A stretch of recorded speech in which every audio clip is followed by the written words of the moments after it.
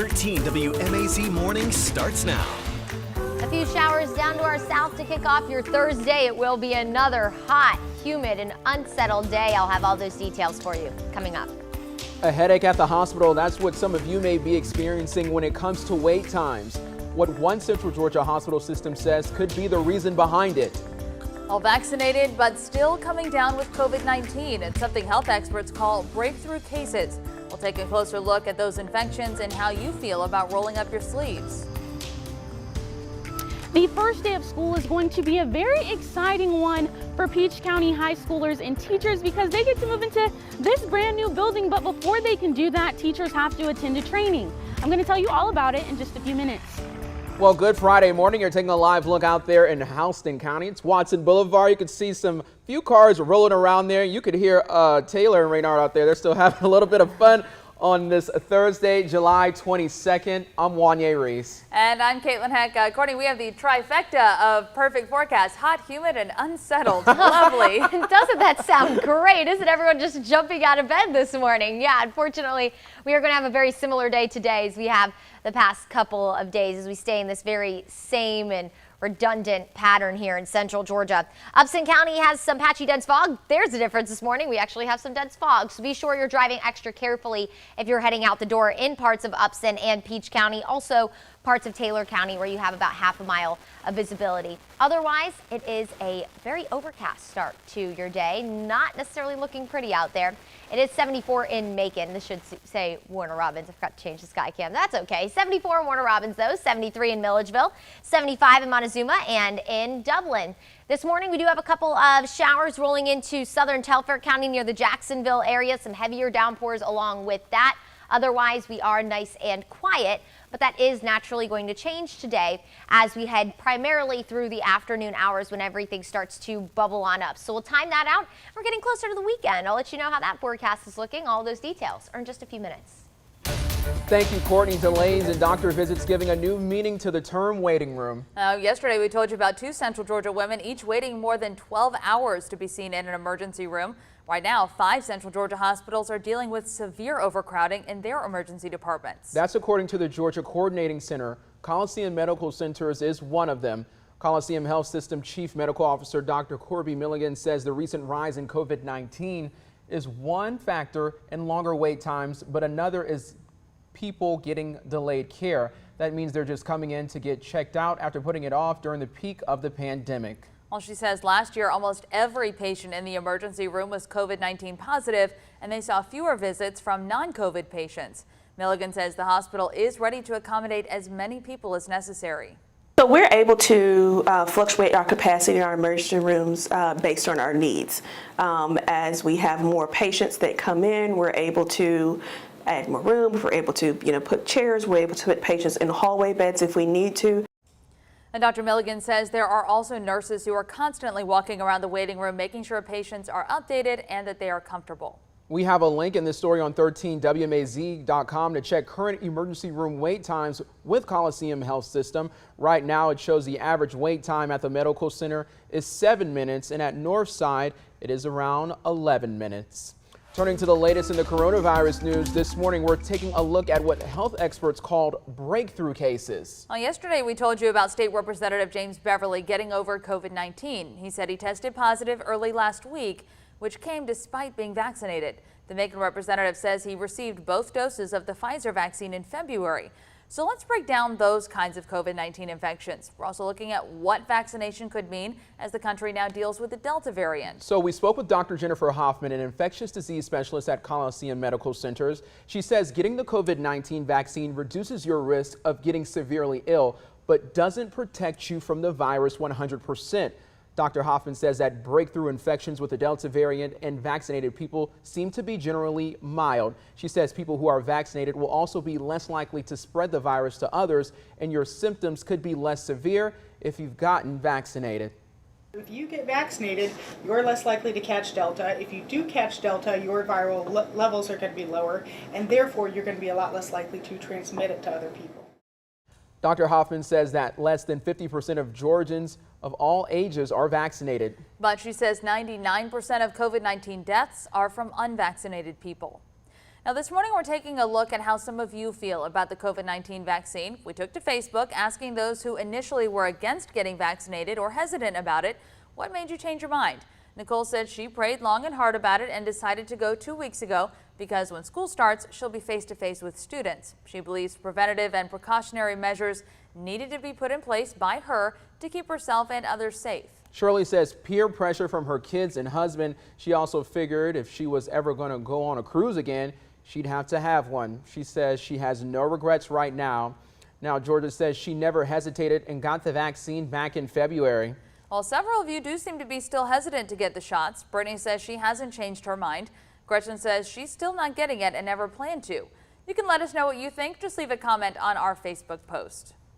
In other news this morning, Bibb investigators are trying to figure out who's responsible for a gas station shooting that left a man in critical condition. The sheriff's office says it happened just before 1 this morning at the Quick Serve on Emory Highway. They say they got a report that a 30-year-old man was at the gas pumps when someone fired several shots, hitting him once in the chest. There's no information on the shooter right now. Now, back in April, a man died after getting shot inside the same store. Well, preventing violence is on the minds of Macon Bibb leaders as they get ready to hear from you. This week, the county's holding another public forum as part of its Macon Violence Prevention or MVP initiative. The county says it's aimed at taking a data-driven, community-focused approach to cutting down on crime in Macon. The first forum happened last week. Today, you can share your thoughts in South Macon. The county says District 7 Commissioner Bill Howell will host at Mikado Baptist Church on Houston Road. It runs from 5 to 6:30. Forums continue through the month and they end the start of August. And in news from across the state, the case against the man charged in the Metro Atlanta spa shootings could be resolved next week in Cherokee County at an arraignment. Robert Aaron Long is accused of killing 8 people, 6 of them Asian women, in Cherokee and Fulton counties in March. Long is currently in the Cherokee County Jail. Fulton County's District Attorney Fannie Willis filed a motion requesting Long be transferred to the Fulton County Jail after that arraignment. She is seeking hate crime charges and the death penalty against him in Fulton County. It's unclear whether that still stands with this new development. Well, there is now a substitute prosecutor to handle the case against Atlanta police officer Garrett Rolfe. Rolfe is charged with killing Rayshard Brooks last year. Attorney General Chris Carr announced Peter Skendelakis is the new prosecutor. He is the executive director of the Prosecuting Attorneys Council of Georgia. Fulton County's DA Fannie Willis requested to be off the case because of the work of her predecessor. Some of his actions tied to the case are now under GBI review. A spot on the state's Public Service Commission looks like it won't be vacant any longer. The Associated Press reports Governor Brian Kemp is naming businessman Fitz Johnson to fill that seat. That vacancy happened because the governor named Commissioner Chuck Eaton to a Fulton County judgeship. Now, Johnson shared the appointment news online yesterday. He's a former Cobb County Commission candidate. The Public Service Commission regulates private, for-profit utilities, including Georgia Power. Its decisions affect the pocketbooks of millions of Georgians. Commissioners are elected statewide but must live in certain districts. Johnson would represent the 3rd District, which includes Fulton, DeKalb, Clayton, and Rockdale counties. Law enforcement across the state could see a bump in their paychecks. Georgia House Speaker David Ralston proposed a one-time $1,000 bonus for Georgia's police officers and deputies. It's part of a $75 million law enforcement and mental health package. And $25 million of that would go toward the bonuses for each post-certified local police officer and deputy. The rest of the money would go toward the Georgia Bureau of Investigation and judicial and mental health agencies. All right, time is now 6:39.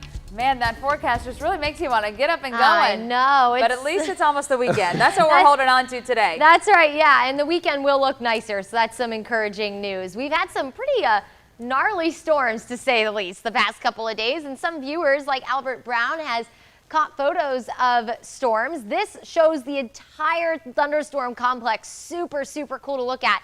And then, of course, you have that spaceship looking shelf cloud underneath here. Really cool photo. So thanks for sending that in. There's lots of ways you can send us photos. We have of course, our 13 WMAZ Facebook page, my Facebook page, but the one that I look at the most is our 13 WMAZ Weather Network page. You can put photos on there. I wanted to say post or put, didn't know. We'll say put photos on there. And we also had one from Amanda Brooks, a shelf cloud over Mercer University yesterday. Really cool photos. So Please take photos safely, but then send them our way so then you might see them on air. Really cool stuff. All right, everyone, we do have a couple of showers down in Telfair County, some heavier downpours with that. Otherwise, we're quiet, but that will change today. We do have that stalled front still to our north, area of high pressure to our south, pumping in all that lovely Gulf moisture that's been giving us our very humid, muggy mornings and, of course, hot and humid afternoons. And you guessed it, we'll do it all over again today. By 11 o'clock this morning, it's already going to feel more like 90 degrees in some spots. That feels like temperature in yellow and the temperature at the surface in white. We should stay dry through the morning, but once we head into the early afternoon through the evening, that's when we'll have that chance for scattered showers and thunderstorms. Temperatures today, the RPM's been running a little cool. I think we'll all be somewhere in the low 90s today, and it will feel closer to the triple digits as we head through the afternoon.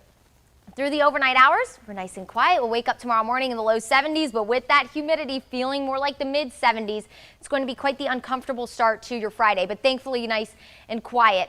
By 11 o'clock tomorrow, we'll feel like the 90s. Tomorrow, we are going to feel closer to the triple digits as we are going to turn up the heat a notch tomorrow. We'll all be in the low 90s, but a couple degrees warmer. So not going to be a comfortable afternoon, going to be unsettled, very summer-like. Could maybe manage to have a strong storm tomorrow afternoon with heavier downpours, gusty wind, and frequent lightning. So if you are spending any kind of extended period of time outside, all you students trying to enjoy the last couple of weeks of your summer vacation, just be sure that you're staying plenty hydrated, as the longer you spend outside with all this heat and humidity, that can get pretty dangerous. So just be sure you're taking the proper precautions there. Through the weekend, about a 30% coverage of rain for Saturday, maybe just an isolated storm for Sunday. We're looking pretty nice through the weekend, but still plenty hot and humid. Low 90s, feeling closer to the triple digits. We'll be mainly dry Sunday and Monday. Temperatures will head back into the mid to maybe even some upper 90s for Monday and Tuesday, back in the low 90s by Wednesday. Thank you, Courtney. And still ahead on 13 WMAZ Morning. Super excited to come back to my alma mater. We are sure Peach County schools are excited to welcome her back. New teachers already getting a glimpse of the classroom, proving they're anything but too cool for school. That story is coming up in a few minutes. Stay with us.